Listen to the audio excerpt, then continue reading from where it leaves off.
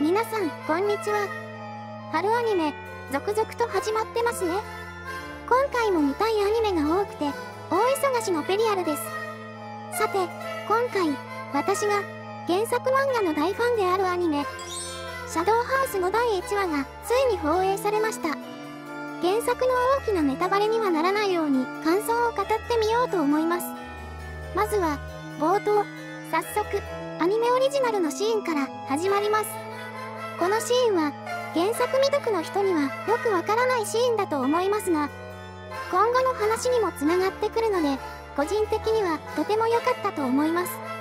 また、原作の特徴でもある、ちょっとだけ不気味な雰囲気も上手に演出されており、原作ファンも納得のアニメオリジナルでした。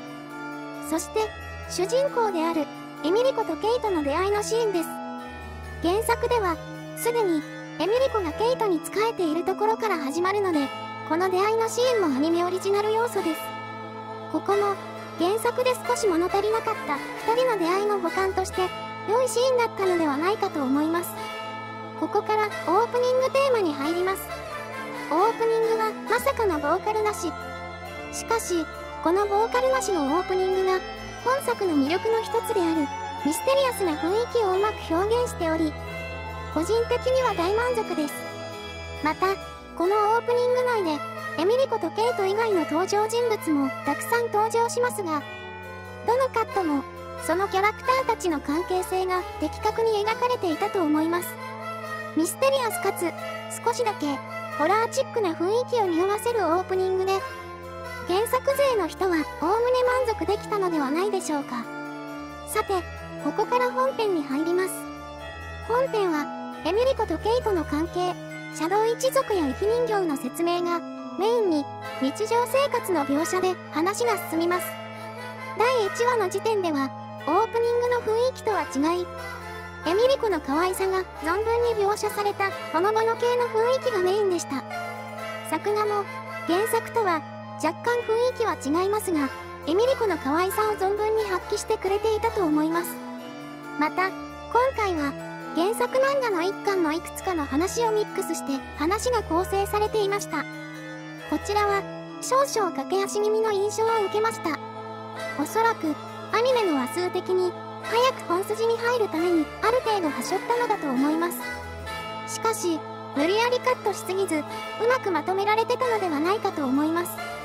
ちなみに原作漫画では丸々一巻分を使ってエミリコとケイトの日常がじっくり楽しめます。今回のアニメでエミリコが好きになった人は原作漫画の方もおすすめします。さて、本編は大きな話の進展はなく日常メインで話が終わりました。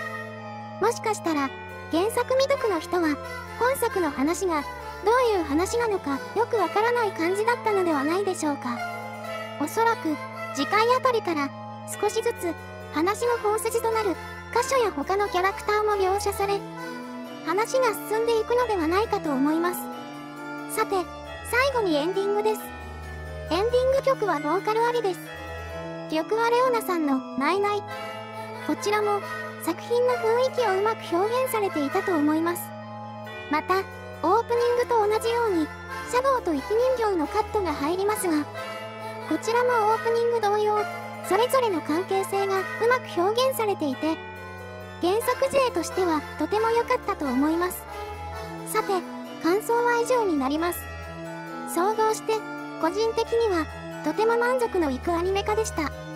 アニメオリジナル要素も結構ありそうなので、第2話以降も色々と期待しつつ視聴しようと思います。未視聴の人は、ぜひ、この機会に原作漫画と一緒に見てみてくださいね。それではご視聴ありがとうございました。また、次の動画でお会いいたしましょう。